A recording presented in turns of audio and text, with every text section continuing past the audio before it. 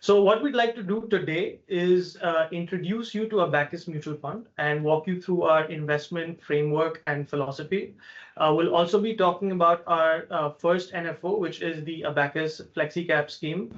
Post that, Sanjay will give his opinion on the current market outlook, and then we can open up the floor for any questions you all might have. So I believe we're the 50th AMC, Sanjay, that has received a mutual fund license. Right. So I think a lot of investors have this question, which is why Abakkus Mutual Fund? Right. Great. Thank you, Atishray, and welcome everyone again for this webinar. And that's a very relevant question, Atishray, that you put out, that why one should look at a new mutual fund or a new AMC.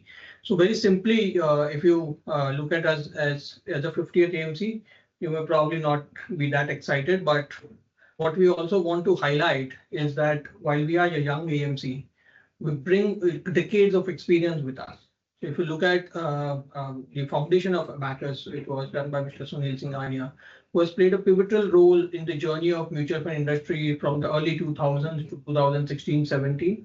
He was leading among the top houses, a top AMC house in India. He was a CIO of among the top 3. And then he has proven in the alternates platform across AIF PMS. Abakkus has had a great journey in the last 7 years, where we cumulatively now manage around closer to 40,000 crores of AUM.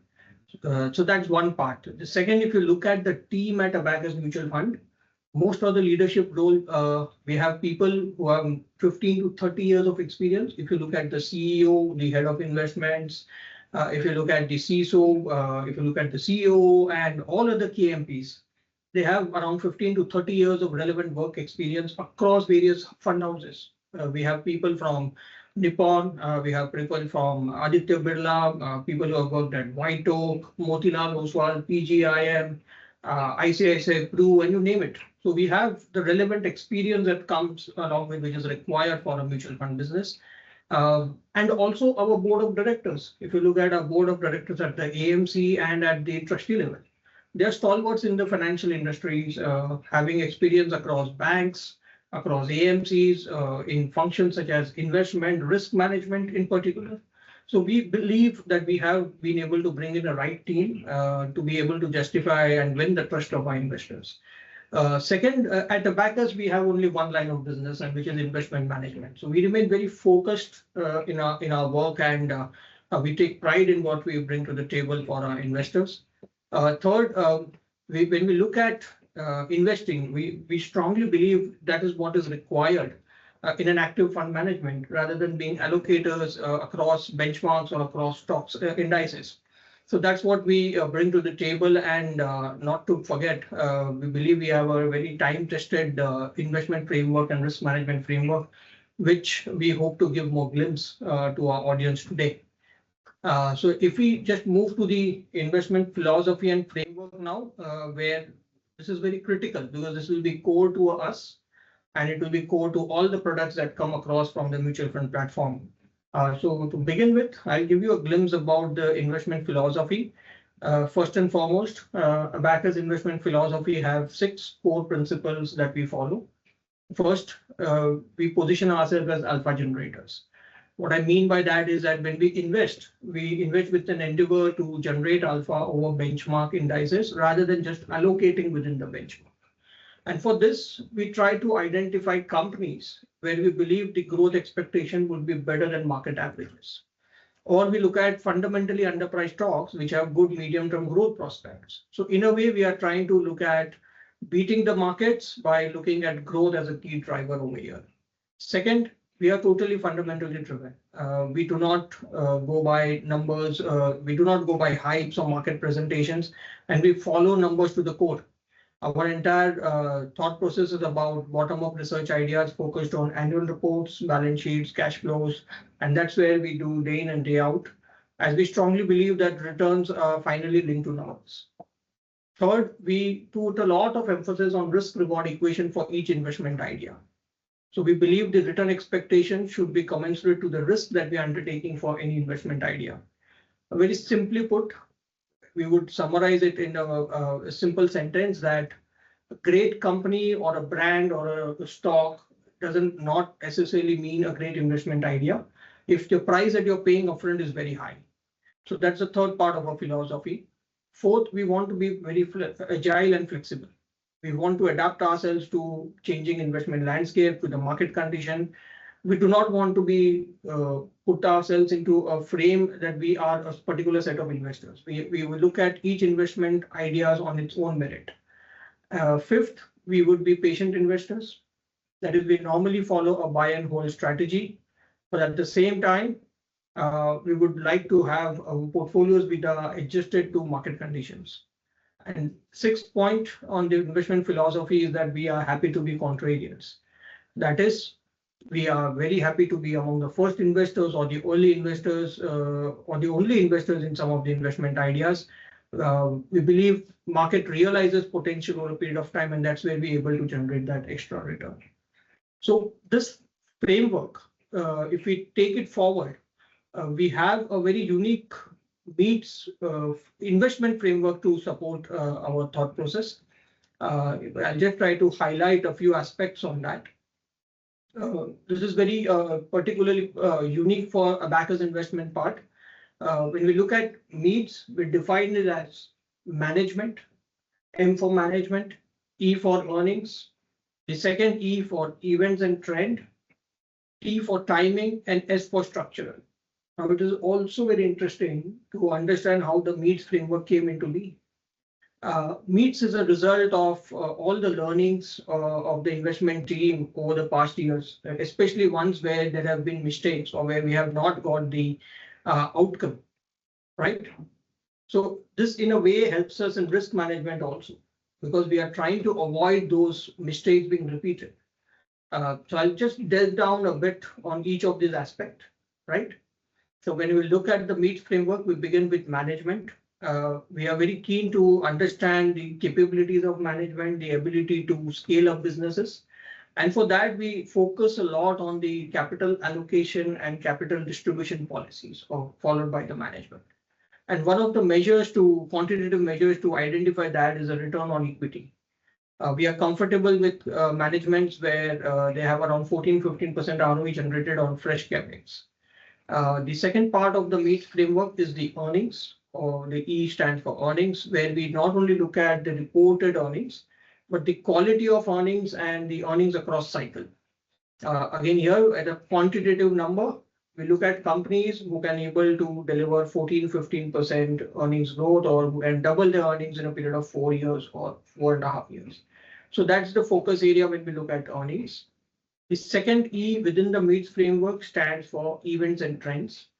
Very clearly, we are in a very dynamic macro environment, a lot of consumer behavior. I believe you will appreciate more than anybody coming from the next generation in terms of how you guys pay a lot for experience, or what are the technological adaptations that you can easily assign yourself to. And that results into a lot of disruption for existing businesses. We need to be very mindful of these trends. Because finally, Atish, remember that returns for an investment idea are a combination of earnings growth and perception on the longevity of that growth, which you measure through a multiple like a price to earnings or EV by EBITDA. So that perception keeps on shrinking if the industry is facing challenges. So that's where we put a lot of emphasis on the events that's facing any company or any sector. The T within the MEETS framework is the timing.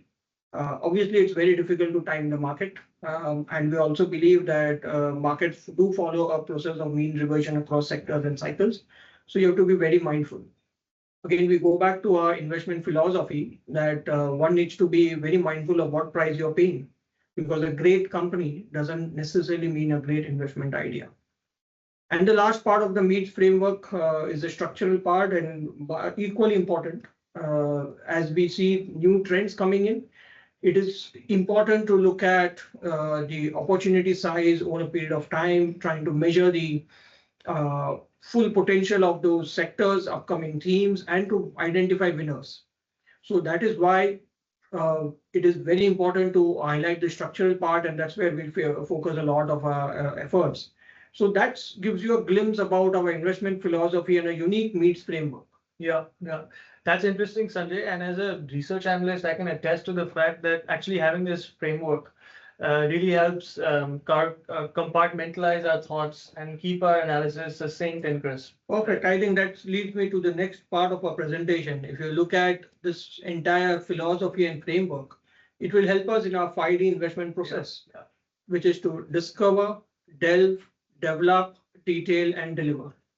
As you know, India is one of the largest market in listed equities, around 6,000 stocks. Yeah. And I don't want to burden you with 6,000 companies to analyze. So this framework actually helps us to bring it down to a more reasonable number of 1,500 stocks, as we will not look at companies which are loss making, which do not have a required return on equity, or which do not have earnings growth potential. So that is the first filter. Yeah. And then when you apply the unique needs framework, I think we are left down with around 600 odd stocks that you will be required to help me with. And we'll obviously delve deep into each of them, look at the quality of the numbers, have management meetings, take it forward step by step. And then for each product, we will have to identify the right set of stocks, looking at diversification, liquidity, the risk profile, and then continuously monitor. So that's a day in and day job. Yeah, yeah. But one more thing to add is it's important to know what to do, but I think it's also important to know what not to do. Right? Yeah, absolutely. So I think we have that covered in our philosophy itself. Yeah, yeah. And that very simply we say are the 4 C's that we do not do at Abakkus. I think this should become like a guide for you. Do not chase momentum. Yeah. That's the first C. Stock prices can really attract people. I believe you would have seen many of your friends or colleagues would be stuck into the stock movements, or what are the top performing names, right? Yeah. But if you do not understand those names, do not do your homework, it's very difficult to make money in stock markets. The second is we do not churn unnecessarily, right? You have to look at long-term compounding. People do get tempted to book profits and then re-enter stocks at a period of time. But if you believe in the power of compounding, you will see the wealth accumulation over a period of time. Third, we do not copy and mimic. We should not be swayed away by herd mentality. We should be focused on our own ideas and work internally. And lastly, do not take credit risk. A fractured balance sheet is very difficult to repair. Yeah. Most of these ideas become value trap. Yeah. Just to emphasize the 4 C's: do not chase momentum, do not churn unnecessarily, do not copy and mimic others, and lastly, avoid credit risk. Yeah, yeah. So thanks, Sanjay. I think that our investors and participants have an idea of our framework and philosophy. So let's probably now get into our main product offering, which is the Flexi Cap Scheme. Sanjay, a lot of times, a lot of questions I've been getting is there are already so many Flexi Cap schemes already in the market, right? So how do we at Abakkus plan on differentiating our product offering? Oh, that's great. Again, you're right. The Flexi Cap category is the largest active equity category in the industry. Yeah. It's account for more than 15% of the total AUM. Yeah. And there are more than 43 active schemes. Yeah. So exactly, let's first try to analyze what are these Flexi Cap strategies today in the market, and then we'll come to the differentiation that we want to highlight. So if you look at the overall AUM of Flexi Cap category, you will notice 2 particular things. If you look at from the numbers perspective, you have most of these portfolios or the Flexi Cap schemes a very large allocation to large cap sector, right? And second is you have a very wide portfolio or long tails where you have very small allocation, which even if you get right may not give you that extra returns. So the 2 characteristics I want to highlight again is if you look at on an AUM wise, the total Flexi Cap AUM, more than 91% of AUM have higher than 60% large cap allocation. Yeah. And less than 9% of AUM have more than 20% small cap allocation. Yeah.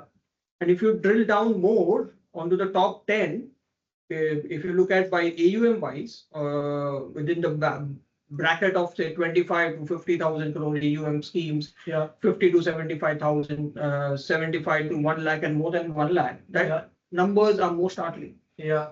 If you look at some of them, they have anywhere between 75 to 90% large cap allocation, which includes cash and debt and other securities. Yeah.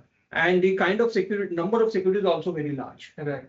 So in a way, we believe these are run being as a quasi large cap or a large cap number two. Yeah. And sometimes it's actually a challenge for schemes also, the scheme fund managers, to move a large amount of capital across market caps if your scheme becomes too large. Now just assume you have an AUM of more than 1 lakh crore and you have to buy 1% in one small cap. That's 1,000 crore of delivery. Yeah. And if I ask you to shift 10% of your portfolio, that's 20,000 crores of churn that you have to do. Yeah. So that's a real challenge. And that's where we believe a true Flexi Cap is a real opportunity today.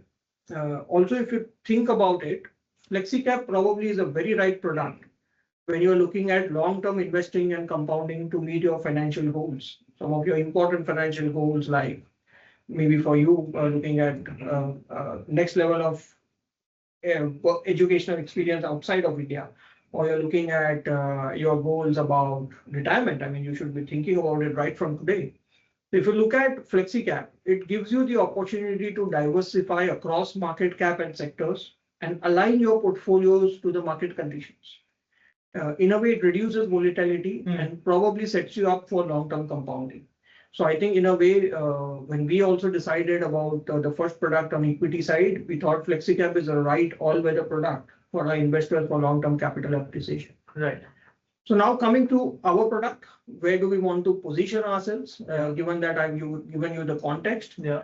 I think our tagline itself gives you a lot of idea about our positioning.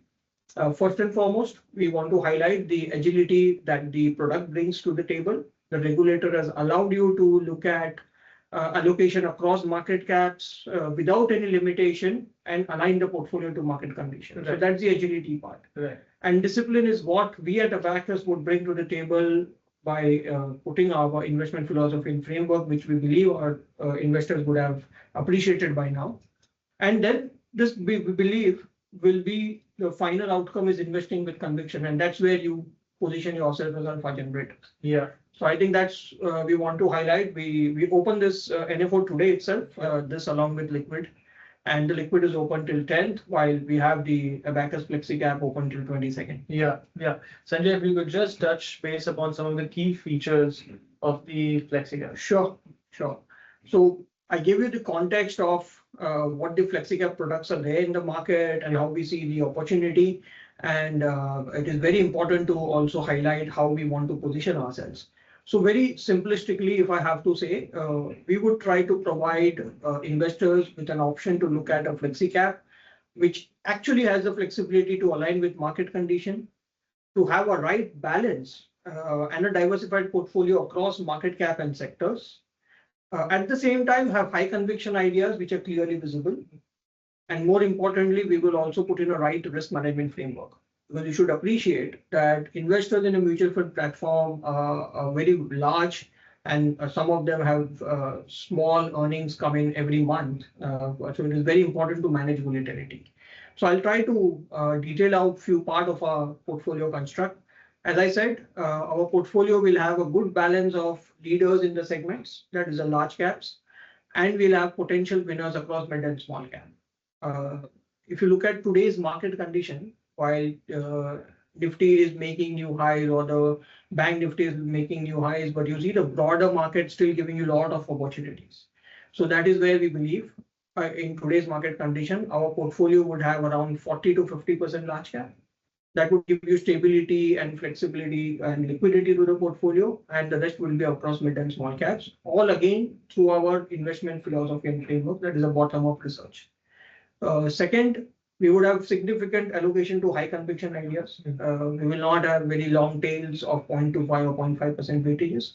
So if we go right, which we intend to be most of the times, we will be able to give that extra returns. Third, we would look at investors to look at the product from a 3-year perspective or higher, because I hope you will appreciate that some of the unique ideas take time to be discovered and the growth potential to be fully discounted by markets. Yeah. And as I said, lastly, but most importantly, we also have put in a very unique risk management framework. So what we have done is we have tried to put internal limits for the Flexi Cap product, where we will try to reduce the personal biases of the fund manager. So we have put limits for individual stocks in small cap. The maximum allocation is 3%. without any IC approval, you cannot go beyond 3%. For mid cap, it is 5%. Similarly, we have put another layer of filter where cumulative exposure to small cap is limited at 30% and mid cap at 40%. Yeah. And the third, we want to keep flexibility, but not deviate to a massive extent from benchmarks in terms of sector allocation. Because if the portfolio starts getting biased, it's very difficult to correct it midway. Right. So for the top 3 sectors, only for top 3, we have put out a limit that the fund manager can deviate between 40 to 60%. The rest he has freedom. So we have put this risk management framework so that personal biases are reduced. There is alignment with market condition. At the same time, we are able to deliver through our unique needs framework and investment philosophy and give better returns. So that is what we propose in a Flexi Cap product, that is the Abakkus Flexi Cap. And I also want to highlight one small aspect which is very unique to Indian markets. So if you see the depth of the Indian market, we are not bogged down by 1 or 2 sectors. The market has opportunity across various sectors, like financials, consumption, technology, healthcare, metals, global products. If you look at it, real estate or domestic capex, so there are so many options available. And the drivers for each of them are very different. Right? Some of them have domestic drivers, some of them have global drivers, some have their own cycles.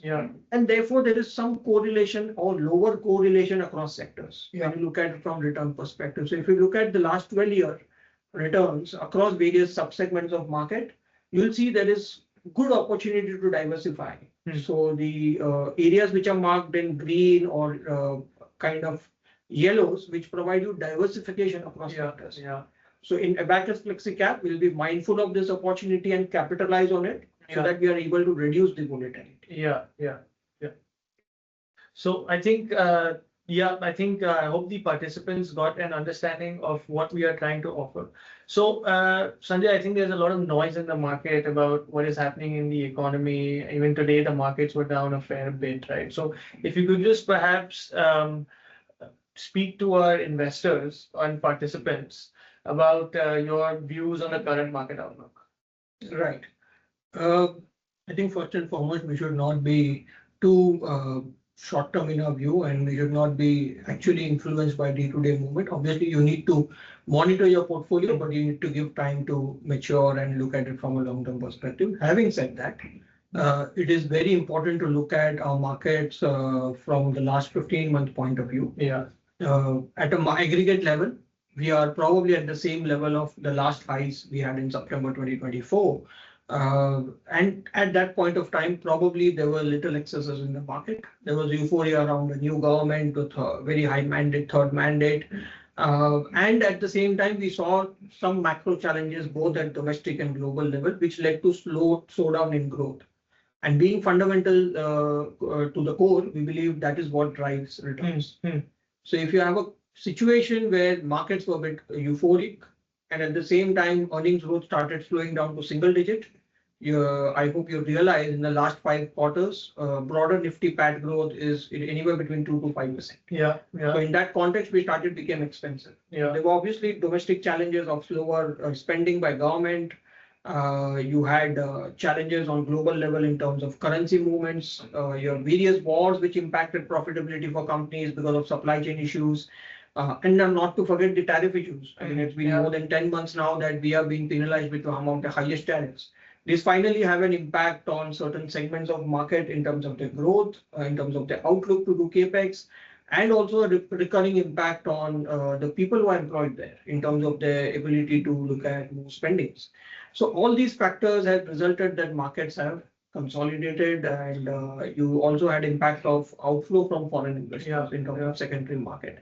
Now, why are we so enthused about looking at market from outlook future perspective? We believe enough is done by the government, and there has been macro supports. When you look at it, the government cuts on income tax. It's probably given more than 1 lakh crores in the hands of people. If you look at the GST rationalization, that has added another further 1 lakh crores. The kind of benefits people have on savings because of lower EMIs as rate cuts have happened.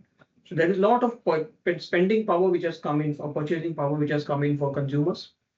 We have also seen the Reserve Bank of India do a significant lot of heavy lifting from a macro context. They have reversed the deficit entirely and we infused more than like 10 lakh crores into markets for liquidity. We had the last rate cut on Friday, another 25 basis points, so cumulative 125 basis point. And there are serious efforts to ensure that the rate transmission goes to the people or to the segments which are requiring. Also, we had a very good monsoon. So I think all of these will be supportive of consumption, which finally fills its space into capex. There is a little bit of challenge in terms of tariff. We hope we will see a positive outcome very soon. And if that happens, we see good certainty of strong double-digit earnings growth. So the September quarter results, which were just ended, the broader Nifty finally saw 9-10% earnings growth. Yeah. And given the outlook that you would have highlighted about the company stocking, we believe it's going to be double-digit earnings growth going forward, and that probably will drive the returns. So that's where we are positive on the market. If I have to highlight a few sectors, very particularly, we are very enthused by the opportunity in financials at a broader basket, not just the banks and NBFCs. But if you look at market participants, fintech companies, the long-term opportunity through financialization of savings, that's a very good opportunity. Manufacturing is another good area. We believe India has the capabilities on engineering, IT, telecom, and the confluence of this is new age manufacturing. You have a lot of opportunity on supply chain diversification, where India stands a good opportunity. Third, we are positive on healthcare. There again, we are looking at contract research and development as a great opportunity. Discretionary consumption is another key area. The amount of money that is coming to hands of people, you'll see that spend on areas like travel, high-end fashion. You want to look at larger TVs or gaming zones, stuff like that. We are positive on metals, minerals, chemicals from a global context and specialty and applied material science. And lastly, we are also very enthused by the opportunity on new age and technology oriented companies. But again, we cannot miss our investment philosophy and framework. So we'll be very measured to look at companies who have positive unit economics, or you have started to deliver on profits. So that's the thoughts on the markets. So as you mentioned, Sanjay, over the past 4-5 quarters before the September quarter, obviously you had weak earnings. Now perhaps the earning downgrades have started to have stopped, and now we should probably see stronger earnings going forward. I think one thing that you had mentioned and highlighted, which is very exciting, is the fact that the breadth of the Indian market in terms of investable opportunity has increased proportionately over the past, let's say, 10-20 years, right? So we have so as it's a very exciting time to be a part of the capital markets, right? So I think that's all from our end. Just quickly, we'll just summarize again. So we are positive on Indian fundamentals going forward.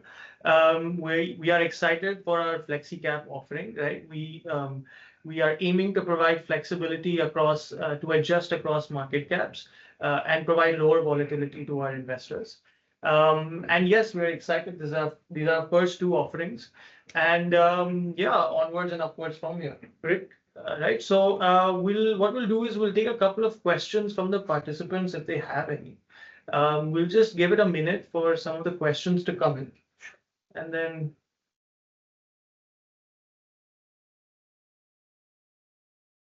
Okay, we already have a few. All right. So, okay, Sanjay, the first question is, 1 second. So do you have limits for large cap allocation as well, the way you indicated allocation limits for small cap and mid cap stocks? No. So what we have tried to do within a part of our risk management framework is look at the areas which can give you more trouble. So large cap allocation hopefully will be providing you enough liquidity, and you will be able to move around those holdings in a very quick and nimble fashion. So while we have not any specific limits, but as a portfolio construct, we believe large cap should be in the range of around 40 to 50% in a regular market environment. Right. So we have another question. So one of the differentiators, as we indicated in the presentation, is that will be a flexi cap, unlike other flexi cap funds, upon crossing AUM thresholds. How will you ensure that you have a healthy mix of small and mid cap stocks in flexi cap fund? Do you have plan to cap AUM at certain threshold? Oh, yeah. Let's try to address these questions individually. Obviously, when you have to look at having the right set of ideas in mid and small cap, you need to do a lot more of your homework. And that is where I think Abakkus brings to the table in terms of great depth and research. I hope you'll appreciate that we have a great team which you have interacted for quite some time now. Around 23 to 25 senior research guys, which serve into all the asset management business. And internally, we already actively look at around 480, 500 stocks with a soft coverage or passive coverage on another 200. So in a way, that brings a depth to our portfolio construct on the mid and small cap. Yeah. Obviously, the entire process is governed by our risk management framework and investment framework, which will ensure we try to pick businesses which have better potentials and have the leeway to give you better returns. On the question about limiting AUM, I think we are starting early. We are starting afresh. Given the current market condition, yes, there are certain challenges for very large AUMs, which is also visible to an extent in some of the schemes. But for us, I mean, we believe the market is like an open ground for us, and we look forward to have more products very soon and give investors an entire bouquet of opportunity to look at us rather than focusing on just one or two schemes. So in a way, that way you will be able to diversify and provide the right set of opportunities to investors who can then pick and choose the products based on their risk appetite. Right. Obviously, at any point of time, if we become so large that it becomes difficult to manage AUMs, I don't think we'll shy away from ensuring that we have a balance in place. Yeah. Okay. So I think one basic question, I think someone asked, why is Flexi Cap our first product offering? Yeah, so very clearly, we strongly believe it's a right set of product when one has to look for equity allocation from a long-term perspective. And if you are looking at important financial goals, which is how you should look at investing. Yeah, that's the first thought that should come to your mind, that how we have to address some of the large key important financial goals for each of us.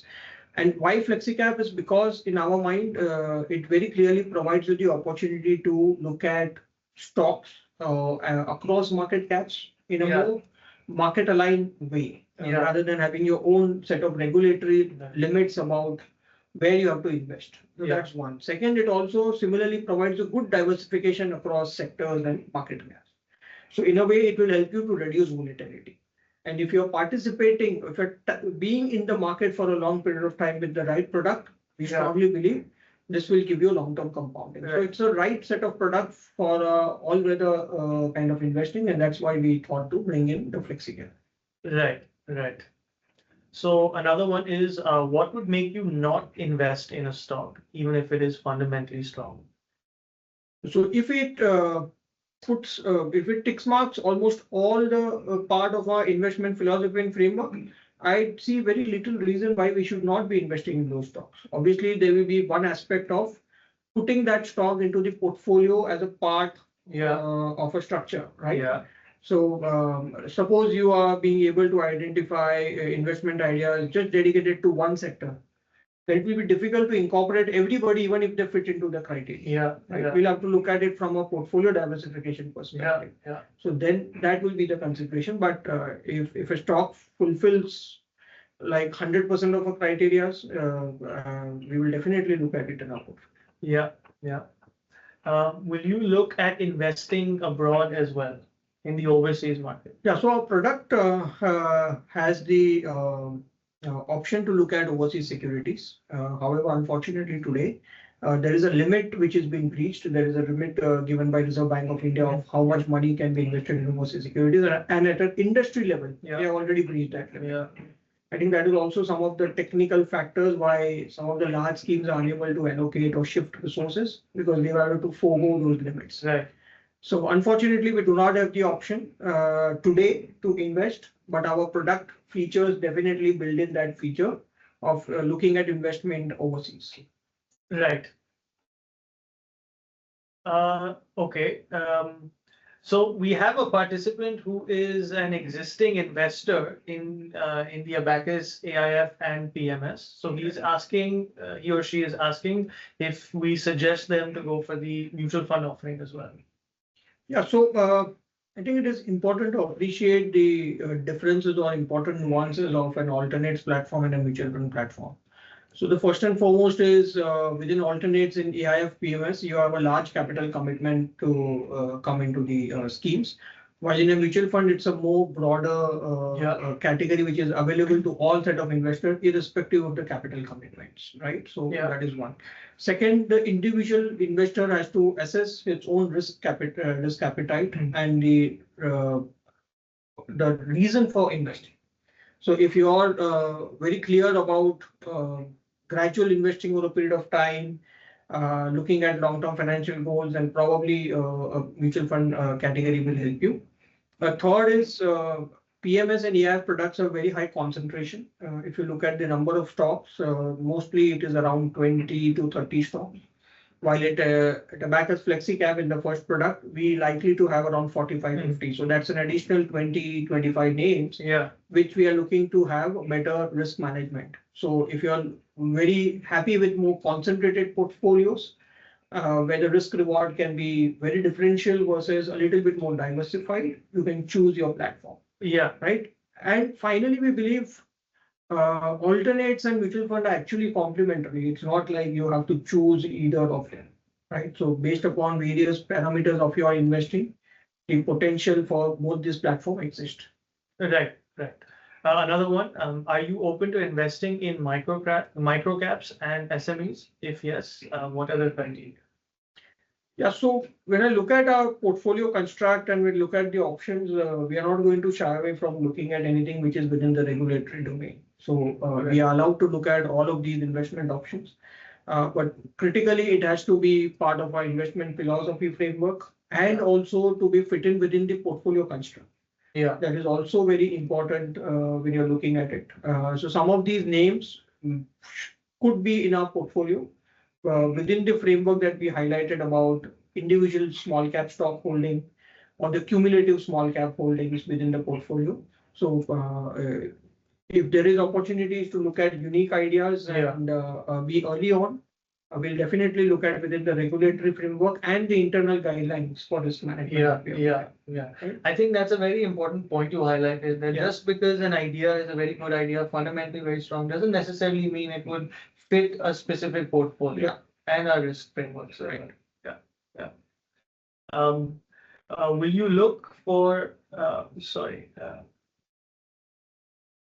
will you look for anchor book investments in IPOs? Yeah, so as a regulatory framework, again, we are allowed to look at IPOs within the anchor as well as the main book and then follow it on as a regular investment. Pre-IPOs are no longer allowed from a mutual fund landscape, and we definitely cannot do unlisted shares within that framework.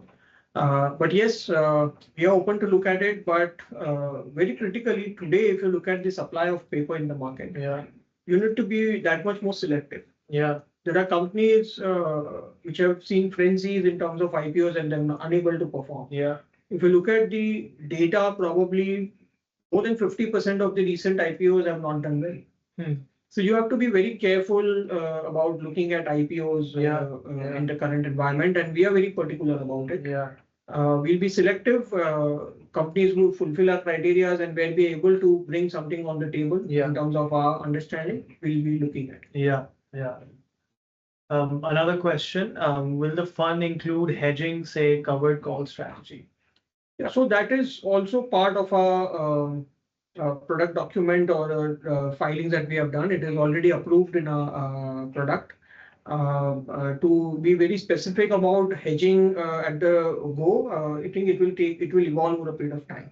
So we will look at options where we are able to bring expertise to the table, and those actions help in generating better returns over a period of time. So that is what our call will be. Right. Do you have plans to launch other schemes, such as a small cap or a mid cap? If yes, if you could share the timelines. Right. So we are very excited with the approvals that we have got on a mutual fund platform. We believe it's a very wide landscape for us at Abakkus. We already have the two products. The first Abakkus Flexi Cap on the equity side and liquid. We have already filed for a couple of more with the regulator. We will look at the key segments of product categories on the equity side, on the active equity side to fill in first. Yeah. Especially those which fit into our criteria of what we bring to the table. Yeah. That is active investing. Yeah. So that will be our endeavor first. Yeah. We hope to bring in 7 to 8 products in the next 12 odd months. And then we will also look at some products like hybrids, which is a combination of equity, debt, and even multi-assets at a point of time. Obviously, all of this will be dependent upon how we quickly build our capabilities internally so that we can provide the right investment options to our investors. Okay. Let's see if we have any other questions. Yeah, I think there's another question. I think we should just highlight that, which is how do we plan on differentiating our Flexi Cap from the other Flexi Cap schemes? Yeah, right. So as we try to point out, our positioning is very clear in our mind. Yeah. We want to give you a Flexi Cap which is aligned to market conditions at almost all point of time. It should have a right balance of large, mid, and small cap. Yeah. And so I tried to highlight what we believe in a normal market condition. Yeah. We will have around 40-50% large cap, which will bring you stability and liquidity to the portfolio. And we'll have the rest of mid and small cap, which will provide you the potential for better returns. Second point I want to highlight on our product positioning is about the conviction ideas. You will see decent weights of most of the conviction ideas, again, within the internal risk management framework that we have put in. Third, again, very importantly, the risk management framework itself, which we believe will ensure that the personal bias and volatility is somewhat reduced in the portfolio. So you can benefit from long-term compounding in terms of returns. Right. Okay. Can you share insight on the scale of your research team and their ability to stretch or serve the mutual fund business along with the existing PMS and AIF team? Right. So as I highlighted at Abakkus, since we are active investors and we do focus a lot on fundamental research, we need to ensure we have a very large bandwidth of research. And we have a common research platform which serves all the asset management businesses of Abakkus. As I mentioned, we already have a very experienced team of 23, 24 people. Some of them have around 15 to 20 years of experience in the industry. We have people covering specific sectors, 1 or 2 sectors, and some of them have been brought in for new age businesses very recently. In terms of the depth, we already have around 480, 50, 500 names actively covered internally. So when we say active coverage, we mean day in and day out, people are analyzing those companies, they have their own internal financial models, their regular management meets. You try to create an edge over the market in these companies. Yeah. So in that way, when you look at the portfolios that are created on alternates platform, which are concentrated 25, 30 names, and what we require from a mutual fund perspective, I think we have enough depth. Obviously, we are evaluating those coverages on an active basis. Yeah. Yeah. And if required from a mutual fund perspective, we will definitely widen the scope further. Right. So there's no limitation on that. We want to leverage our strength on research. Yeah. And I think that will be visible in our portfolio. Yeah. I think there's one important question. Can you elaborate on your risk management framework? Sure, great. I think it's important to re-emphasize that. So when we are looking at the product itself, the first product from our side, the Abakkus Flexi Cap product, it's important to highlight there is complete flexibility given by the regulator that the fund manager can allocate the fund across any market cap without any restriction. The only restriction that we have is 65% of the AUM needs to be actively into equities at all point of time. That's precisely to get advantage on taxation from equity investor. But apart from that, there is no real restriction to have any particular allocation across market caps or sectors. So in a way, there is too much of flexibility in a way, right? But it also provides you the right framework to approach the markets. So now when we are putting the risk management framework, we wanted to ensure that personal biases for one particular market cap or a couple of sectors doesn't get so much ingrained into the portfolio that it becomes unidirectional or it becomes difficult to correct. Yeah. If there is a adverse macro event for those sectors and the portfolio doesn't perform, it's become very difficult to then correct a very concentrated portfolio. Yeah. Yeah. So that is why we thought to put risk management framework across the available options. So I'll repeat. First, we have individual stock limit for small cap. So on an active allocation basis, single stock in small cap will not be more than 3% of holding, unless the fund manager is able to obtain an investment committee approval. That investment committee comprises of the CEO, the head of investment, the CEO, the risk head, the compliance head, and the other key MPs. So 3% is the first limit for individual active small cap, 5% for mid cap.